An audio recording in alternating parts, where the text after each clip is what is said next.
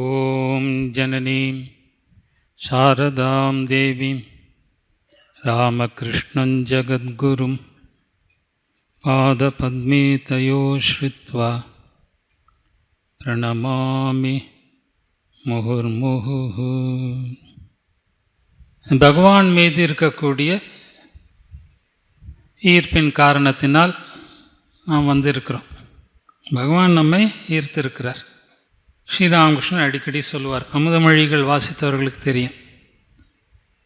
அடிக்கடி சொல்லுவார், அன்னை பராசக்தி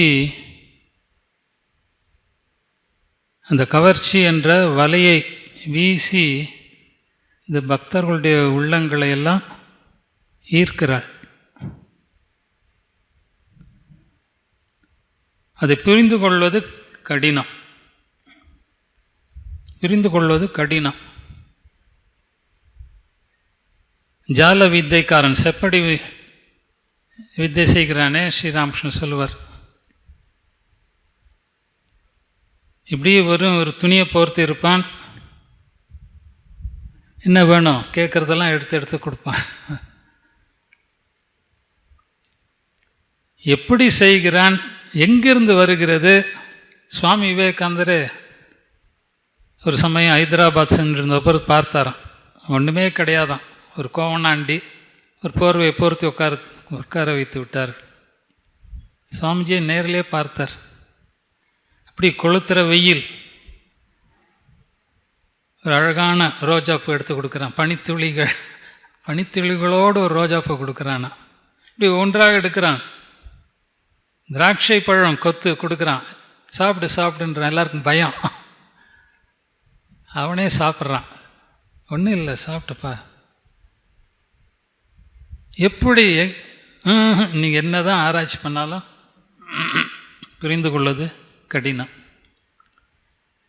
அது மாதிரி இறைவன் இது அனுக்கிரகம். நாம் எல்லாம் நினச்சி பார்க்கணும். நாம் எல்லாம் இறைவனுடைய அனுக்கிரகத்திற்கு ஆட்பட்டவர்கள். எப்படிப்பட்ட சூழலிருந்து வந்திருக்கிறோம். நேற்று கூட யாரோ சுவாமி சொல்லிட்டு இருந்தார்.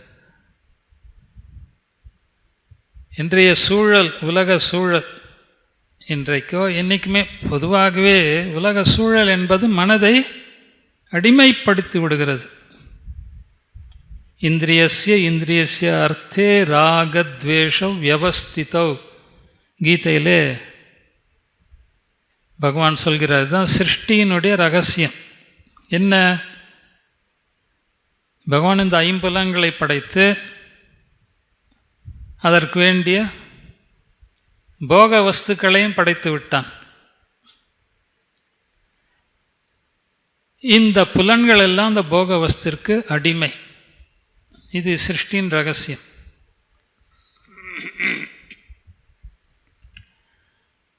கண்ணு பார்த்த உடனே அடிமையாகிடுகிறது. அங்கே ஊதுவத்தி அப்போ தான் எழுத்துன்னு, இது என்ன சந்தனமா இல்லை ரோஜாப்பூ நறுமணமா? உடனே ஆராய்ச்சி, உடனுக்குடன். அவ்வளோதான். நீங்கள் ஒன்றுமே பண்ண முடியாது. Instant, immediate. இந்த புலன்கள் இந்த விஷயங்களுக்கு அடிமை. அது இறைவனுடைய சிருஷ்டி. கீதையில் அதையும் பார்க்கிறோம். இப்படிப்பட்ட ஒரு உலக சூழலில் இருக்கக்கூடிய இந்த மனதை உடைய நான் இங்கு வந்திருக்கிறோம். அதெல்லாம் விட்டுட்டு வந்திருக்கிறோன்னா எப்படி முடிந்தது? அதுதான் பகவான் அனுக்கிரகாய பூதானாம். இதுதான் பகவானுடைய அனுக்கிரகம் என்பது. ஆனால் எல்லாருக்கும் அந்த அனுக்கிரகம் கிடைக்கிறது இல்லை. ஸ்ரீராமகிருஷ்ணன் அடிக்கடி சொல்வார், பத்த ஜீவிகள் இருக்காங்க, அவர்களுக்கு இன்னும் உலக ஆசை என்பது இன்னும் முழுமையாக தீரவில்லை. அவர்களுக்கு இந்த சிந்தனைகள், இறை சிந்தனைகள், இறை நாட்டம் என்பது அவ்வளோ சுலபத்தில் வராது. நேற்று கூட எங்கே இதில் கேட்டு ஸ்ரீராமகிருஷ்ணன் சொல்லுவார், இந்த சாதுக்களோடு அவர்களுடைய அந்த சுரக்கா தண்ணி குடிக்கிறதுக்காக வச்சுருப்பான். அவர்கள் எல்லா புண்ணிய நதிகளும் மூழ்கி எழுந்திருப்பார்கள், அதுவும் மூழ்கி எழும். ஆனால் அது கசப்பு தன்மை போகிறதில்லன்னு வேடிக்கை சொல்கிறார். அது மாதிரி உலக ஆசை நிரம்பி இருப்பவர்களுக்கு அந்த சிந்தனை, இறை சிந்தனை என்பது, இறை நாட்டம் என்பது, இறை நம்பிக்கை என்பது சுலபத்தில் வரதில்லை. ஆனால் கீதை சொல்கிற மாதிரி 1000-ல் ஒருவர் என்று ஏதோ அவர்கள் செய்த புண்ணிய கர்மங்களின் பலனாக ஒரு சிலருக்கு மட்டும் இறை நாட்டம், இறை நம்பிக்கை, அத்தகையவர்களது இறை நாட்டத்தை, இறை நம்பிக்கையை மேலும் வலிமைப்படுத்துவதற்காக பகவான் மனித உரு தாங்கி வருகிறான். அனுகிரகாய பூதானாம் மானுஷம் தேகம் ஆஸ்திதாக, மனித உடல் தரித்து வருகிறான். என்ன செய்கிறான்? பஜதே தாதிருஷி கிரீடா யா ஸ்ருத்வா தத் பரோ பவேத். இது பாகவதத்தினுடைய ஸ்லோகம். அவன் தன்னுடைய லீலையை நடத்தி, எப்படி தன்னுடைய லீலையை நடத்தினால் அவனுடைய மனதை கவர முடியுமோ அது மாதிரி தன்னுடைய லீலையை நடத்துகிறான். நமக்கு தெரியறதில்லை அவன் எப்படி நம்முடைய மனதை கவர்கிறான் தெரியுதில்லை. ரொம்ப ரகசியமாக நமக்கே புரியுறதில்லை. யாரோ ஒரு சுவாமி சொன்னார், அவர் மடத்தில் சேர்ந்தோடனே அவங்க அப்பா கேட்டாங்க, எப்படிடா நீங்கள் சேர்ந்தேன்னு. அதுதான் எனக்கு தெரியலன்னு. எனக்கே தெரியல, எப்படி வந்தேன்னே தெரியல. யோசிக்கிறதுல நேரமே இல்லை. எப்படி இந்த புலன்கள் யோசித்தா அதுக்கு போகப்பொருளுக்கு கடுமையாகிறது இல்லை. கண்ணு திறந்தால் போதும், காலையில் கண்ணு விழித்தால் போதும், மனசு எங்கேயோ அமெரிக்காலன்ற எங்கேயோ போயாச்சு. அது மாதிரி அதை போல எப்படி பகவான் இந்த மனதை கவர்கிறான் நமக்கு சொல்ல தெரியல. ஸ்ரீராமகிருஷ்ணர் இதுதான் அவதார ரகசியம் என்பது. அவதார ரகசியம் ஸ்ரீராமகிருஷ்ணர் சொல்வார். இங்கே இவ்வளோ பேர் வருகிறார்களே, ஏன் வருகிறார்கள்? இங்கே சாக்ஷாத் பகவான் உள்ளே உட்காந்துருக்கான், அவன்தான் இருக்கிறான். நாம் பார்க்குறோம் 2. 1 இங்கே சொன்னாங்க அவதார புருஷர் ஸ்ரீராமகிருஷ்ணர். ஸ்ரீராமகிருஷ்ணன் நமக்கெல்லாம் தெரியும். யார்? காமார்புக்கூரில் பிறந்தவர், தட்சிணேஸ்வரத்தில் வாழ்ந்தவர், நிறைய சாதனைகள் செய்தார், நிறைய இறை காட்சிகள்லாம் பெற்றார். தன்னுடைய சாரதா தேவியாரை பராசக்தியாக வழிபட்டார்.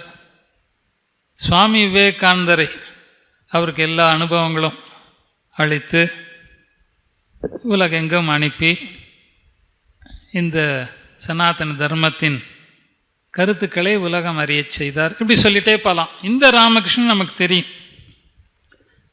ஆனால் அவதார புருஷர் ராமகிருஷ்ணர். அவதார புருஷர் என்பவர் யார்? ஸ்ரீராமகிருஷ்ணன் அழகாக சொல்வார். இறைவன் என்றால் யார்? சொல்ல முடியாது.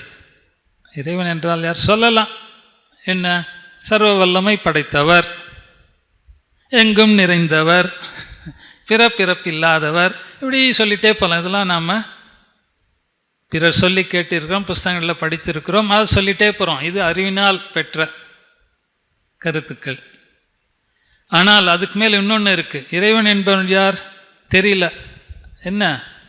அவன் நம்மை ஈர்க்கிறான், அது மட்டும் தெரிகிறது. இந்த பாருங்கள், கோவிலில் போய் மக்கள் கோவிலில் அப்போ எப்படி போகிறார்கள், மணிக்கணக்கில் நிற்கிறார்கள்.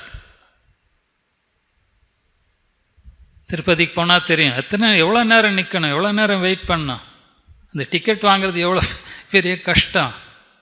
கடைசி இவ்வளோலாம் நின்று ஒரு நிமிஷம் கூட, ஒரு நிமிஷம் கிடையாது, சில வினாடிகள் ஜருகண்டி தள்ளுவாங்க. அந்த சில வினாடிகள் பார்த்தது நமக்கு என்னமோ பெரிய என்னமோ நிறைவு.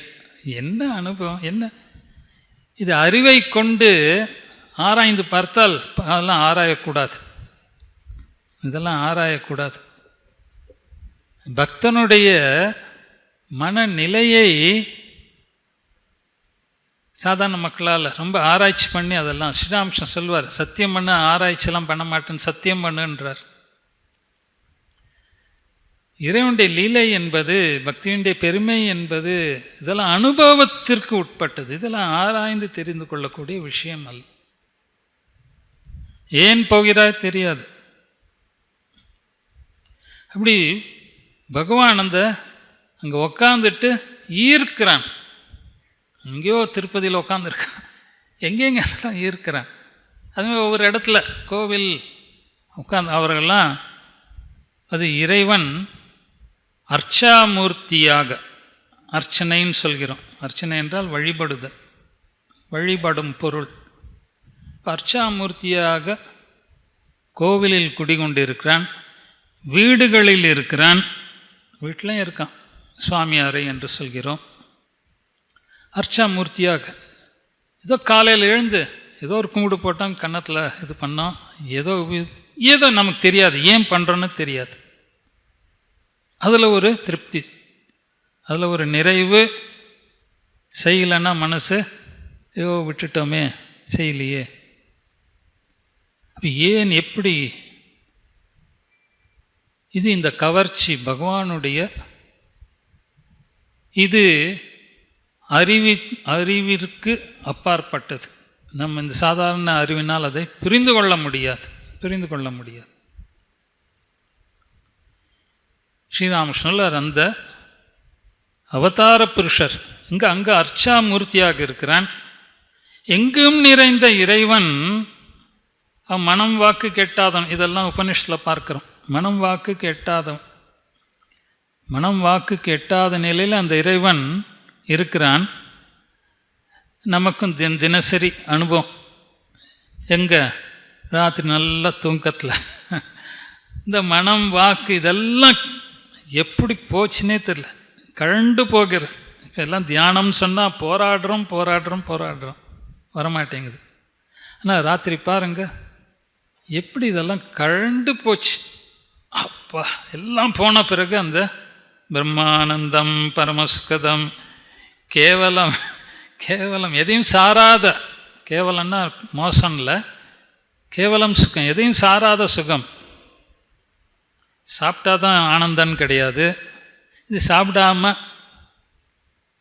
நுகராமல், இதான் புலன்களை கடந்த நிலையிலே, புலன் இன்பங்களை கடந்த, அது இறை இன்பம். அது எப்போவும் உள்ளே இருக்குது, தானாக வெளிப்படுகிறது, முழுமையாக வெளிப்படுகிறது. எப்போ? மனம் எல்லாம் அடங்கி போச்சு.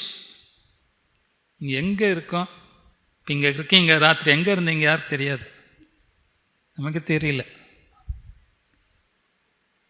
அப்படிப்பட்ட இறைவன் கண்ணை வீழ்ச்ச பிறகு மறைஞ்சு போயிட்டான்னா அப்புறம் என்ன? இது எழுந்த பிறகு அந்த இறைவனை அனுபவிக்க முடியாத, பார்க்க முடியாத, பார்க்கணும், அனுபவிக்கணும். அதற்காக இறைவன் உருவம் தாங்கி வருகிறான். ஸ்ரீராமகிருஷ்ணன் சொல்வார், பக்தர்களுக்கு இந்த பக்தியை அளிப்பதற்காக, சரணாகதியை வழங்குவதற்காக, சொல்லிக் கொடுப்பதற்காக,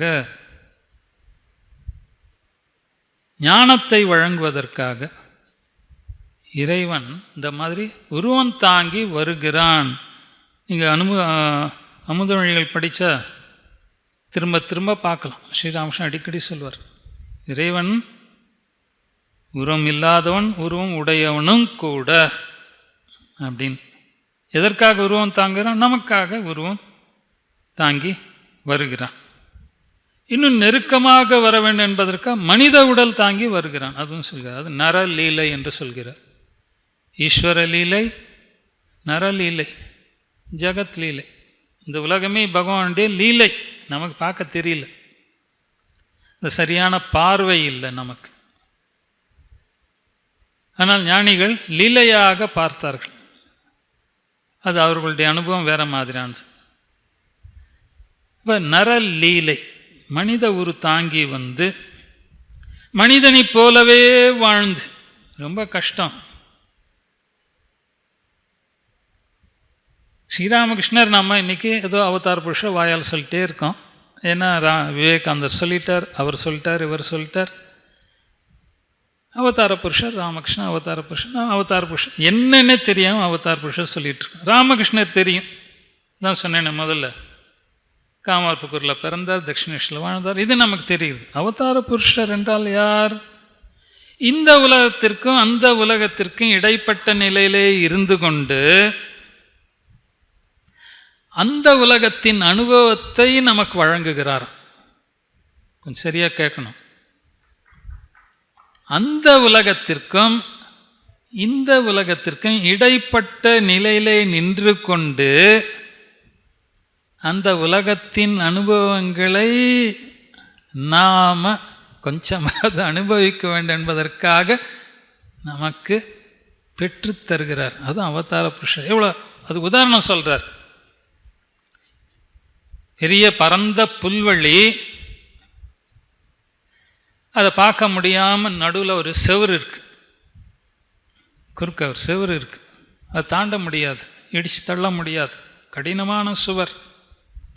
இப்போ அந்த பக்கம் அந்த புல்வெளியை பார்க்க முடியாத ஏதாவது வழி இருக்கா? இருக்குது. அது பாரு, அதில் ஒரு சின்ன ஓட்டை இருக்கு பாரு. நீ செவரை ஏறி குதிக்க வேணாம், உன்னால் முடியாது, உடைக்க முடியாது. அங்கே ஒரு ஓட்டை தெரியுதா? அது வழியாக பார். முடியாது, ஓட்டை வழியாக பார்த்தா புல்வெளி தெரிகிறது. ரொம்ப அற்புதமான உதாரணம். இதெல்லாம் ஒரிஜினல் ஸ்ரீராமகிருஷ்ணர். அந்த ஓட்டை தான் நீங்கள் அப்படின்னு அந்த மகேந்திரநாத் குப்தர் ஸ்ரீராமகிருஷ்ணர் சொல்கிறார். நீங்கள் தான், அவர் தான் அவதார புருஷர். அவதார புருஷர் மூலமாக, அவர் மூலமாக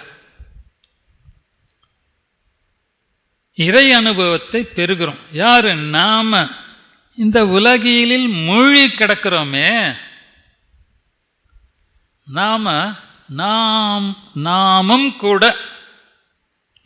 கூட உண்மையான அந்த இறை ஆனந்தத்தை, பக்தியை அவர் மூலமாக அனுபவிக்கிறோம். வழங்குகிறார். அவர் ஒரு ஊடகமாக இருக்கிறார். அவதார புருஷர் என்பவர் ஒரு ஊடகம். பார்க்கிறோம், ராமர், கிருஷ்ணர் அவதார புருஷர்கள் என்று சொல்கிறோம். ராமர் கதை எத்தனை தடவை கேட்டிருப்போம், கேட்டுகிட்டே இருக்கோம். ராமர் விக்கிரகத்தை எத்தனை தடவை பார்த்துருக்கோம், ராமர் கோயில் எத்தனை தடவை போயிருக்கோம். போதும், இப்போ போர், இனிமேல் போகக்கூடாது. யாராவது சொல்லியிருக்காங்க பாருங்கள். சொன்னதே இல்லை. கிருஷ்ணர் பாகவதம் எவ்வளோ கேட்டிருக்கலாம், போரே அடிக்காது. கோபிகைகள் கிருஷ்ணன் திருடினான்னா பிடிச்சின்னு வந்துடுறாங்க. பிடிச்சின்னு வந்து யசோதை கிட்ட பார், அவன் எல்லாம் திருடினான். நான் அதே சமயத்தில் உள்ளுக்குள்ள பயம், அவன் எங்கே அப்புறம் அவன் வராமல் விட்டுட்டான்னா, அவன் வரணும், திருடணும். குழந்தை, இன்னைக்கு பாருங்கள், குழந்தையின் தெய்வம் கொண்டாடும் இடத்துல குழந்தை தெய்வீக நிலையில் இருக்கு. குழந்தை எது பேசினாலும் எது செஞ்சாலும் அடித்தாலும் சந்தோஷந்தான். கொஞ்சம் பாருங்கள், குழந்தை செய்கிற குறும்பு, ஏதோ உடைச்சது, நம்மை திட்டியது, உதைத்தது, என்ன வேணா இருக்கட்டும், குழந்தை எது செய்தாலும் நமக்கு ஆனந்தத்தை தான் தருகிறது. ஏன்? குழந்தை தெய்வீக நிலையில் இருக்குது, அதுகிட்ட அகங்காரமே இல்லை, எந்த குணத்தின் பிடியிலும் இல்லையாம். ஸ்ரீராம் சொல்வார், குழந்தை சுபாவம் ஞானிகளுக்கு, அவதார் புருஷர்களுக்கு குழந்தை சுபாவம் வந்து விடுகிறது என்று. அவர்கள் குணத்தின் பிடியில் இல்லை, நாம் குணத்தின் பிடியில் இருக்கோம். இப்போ சத்துவகுணம், கொஞ்சம் சத்துவகுணம் மேலோங்கி இருக்கிறதுனால அமைதியான நிலையில் இருக்கோம், கொஞ்சம் காது கொடுத்து கேட்குறோம், ரசிக்கிறோம். மத்தியானம் ஆச்சுன்னா தமஸ் ஆட்கொண்டால் போதும், எங்கே நிறுத்த மாட்டாரா? குணங்களின் பிடியில் இருக்கும். ஞானிகள்லாம் வந்து பிடியில அவர்களுக்கும் வருகிறது, ஆனால் அவளை பிடிக்க முடியல. வந்தா மாதிரிக்கு போயிடுது. கோடு இழுத்தாம இருக்கு தண்ணியில், கோடு தெரியுது, இப்படி வரத்துக்கும் கோடு மறைந்து விடுகிறது. அது மாதிரி அவர்களிடத்தில் தோன்றுகின்ற அகங்காரமோ கோபதாபங்களோ வந்த மாதிரிக்கு போயே போச்சு. குழந்தை அந்த தெய்வீக நிலையில் இருக்கிறதுனால அது எது பண்ணாலும் அது மாதிரி அவதார புருஷர்கள் எது செய்தாலும் அது நமக்கு இன்பத்தை தான் தருகிறது. ஏனென்றால் அவர்கள் சதா அந்த சத்துவத்திலே, நித்திய சத்துவத்திலே வேரூன்றியவர்கள். சத்துவம் என்பது ஞானத்தின் அடையாளம், அமைதியின் அடையாளம், உண்மையான உயர்ந்த ஆனந்தத்தின் இருப்பிடம். அதெல்லாம் இப்போ அந்த அவதார புருஷர் என்பவர் வாசக்கதவு, வாசக்கால் மாதிரி. அந்த வாசக்கால் நினைஞ்சிட்டிங்கன்னா உள்ளேயும் பார்க்கலாம், வெளியிலையும் பார்க்கலாம். இதெல்லாம் குருதேவ ராமகிருஷ்ணர் அந்த வரலாற்றை படித்தவர்கள் தெரியும். ஸ்ரீராமகிருஷ்ணங்க அன்னை சொல்கிறாள், பாவமுகத்தில் இரு என்று. ஸ்ரீராமகிருஷ்ணன் அந்த அத்வைச சாதனை செய்து நிர்விகல்ப சமாதியிலே ஒரு நாள் 2 நாள் இல்லை, 6 மாதங்கள் அப்படியே கிடக்கிறார். பகலா இரவா ஒன்றும் தெரியல, மரக்கட்டையை போல் கிடக்கிறார். யாரோ அங்கு வந்த தட்சிணேஷ்க்கு வந்து யாரோ சாது ஒருவர் அவருடைய அந்த உண்மையான நிலையை புரிந்து கொண்டு, ஓ இந்த உடலில் உயிர் தங்க வேண்டும், இதன் மூலமாக நிறைய பணிகள் உலகத்திற்கு எத்தனையோ காரியம் நடக்க வேண்டியிருக்கு. அதனால் அவர் கொஞ்சம் சோறு ஊட்டி விடுவாராம். உடலை அடித்து கொஞ்சம் உடல் உணர்வு கொண்டு வந்து திணிப்பார், கொஞ்சமாவது உள்ளே போகட்டும். அந்த மாதிரி நிலையில் இருந்தார் அவர். அருவநிலை, அந்த உயர்ந்த மனம் வாக்குகளை கடந்த அந்த இறை நிலை, அருவநிலை, அதிலே இருந்தார். இப்போ இவர் மூலமாக இந்த உலகத்திற்கு ஒரு பெரிய அவதார பணி நடக்க வேண்டி இருப்பதனால ஸ்ரீராமகிருஷ்ணன் சொல்கிறார், அன்னை அந்த பாவமுகத்தில் என்னை வைத்தாள். பாவமுகம் என்பது அந்த வாசக்கால் மாதிரி. விரும்பினால் இப்படி திரும்பினால் இந்த உலகம், அப்படி திரும்பினால் இந்த உலகை தாண்டிய நிலை என்று சொல்கிறார். அப்போ அந்த நிலையில் இருந்து கொண்டு அந்த உயர்ந்த இறை ஆனந்தத்தை எல்லாம் அப்படியே அவர் மூலமாக நமக்கு கொடுக்கிறார். பெற்றார்கள், அனுபவித்தார்கள். நாம் இதெல்லாம் அமுதமொழிகள் வாசித்தால் நிறைய பார்க்கிறோம். எப்படி ஸ்ரீராமகிருஷ்ணர் அவர் இந்த இதெல்லாம். அப்போது சுவாமி சாரதானந்தர் அவருடைய ஸ்ரீராமகிருஷ்ணர் குருதேவ் ஸ்ரீராமகிருஷ்ணன் புஸ்தகத்தில் எழுதுகிறார். இங்கேயோ மணி மல்லிக் அந்த பிராம சமாஜ பக்தர் அவர் வீட்டில் திருவிழா, ஸ்ரீராமகிருஷ்ணனுக்கு போகிறார். அங்கே தான் கண்ட காட்சியை சொல்கிறார். ஆஹா, என்னவோர் அற்புத காட்சி அது! அங்கே தெய்வீக பேரானந்தத்தின் அலைகள் பொங்கி தவழ்ந்து கொண்டிருந்தன. அனைவரும் கீர்த்தனையில் தங்களை இழந்தவர்களாக சிரித்தனர், அழுதனர், பரவச நிலையில் ஆடினர். தங்களை கட்டுப்படுத்த இயலாமல் பலர் கீழே விழுந்தனர். பித்தனை போல நடந்து கொண்டனர்.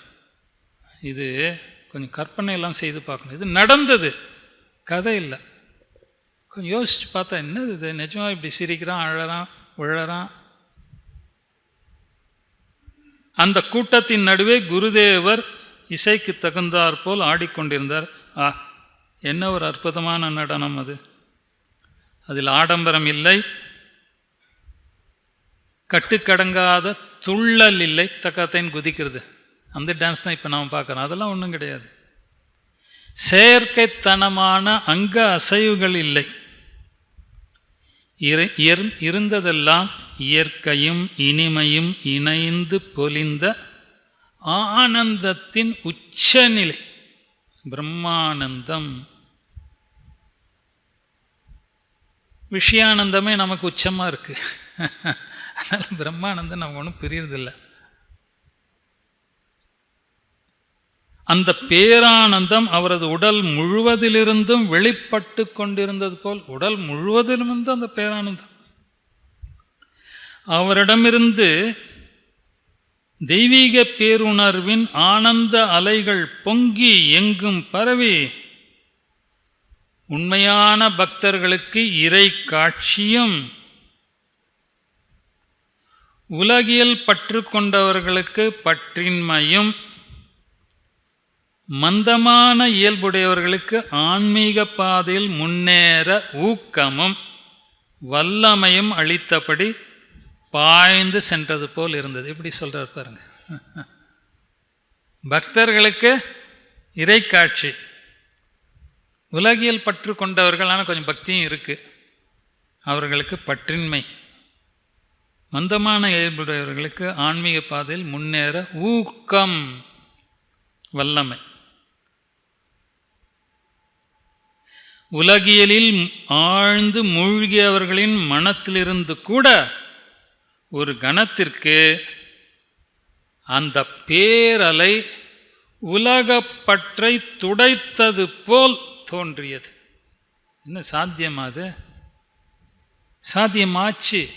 சாதாரண நிலையில் நீங்களாகவே என்ன முயற்சி பண்ணாலும், நாம என்ன முயற்சி பண்ணால் முடியல. யார் சொல்கிறது? நாம் சொல்ல. சுவாமி துரியானந்தரோ பிரம்மானந்தரோ யாரோ சொல்வார். குருதேவருடைய சாநித்தியத்தில் இருக்கும் பொழுது மனது எப்படி அது அந்த உயர்ந்த நிலைக்கு செல்கிறது? அது வந்த பிறகு நாம் என்னென்னோ முயற்சி பண்ணி பார்க்குறோம். அந்த தெய்வீக சாநித்தியத்தினுடைய அது வலிமை.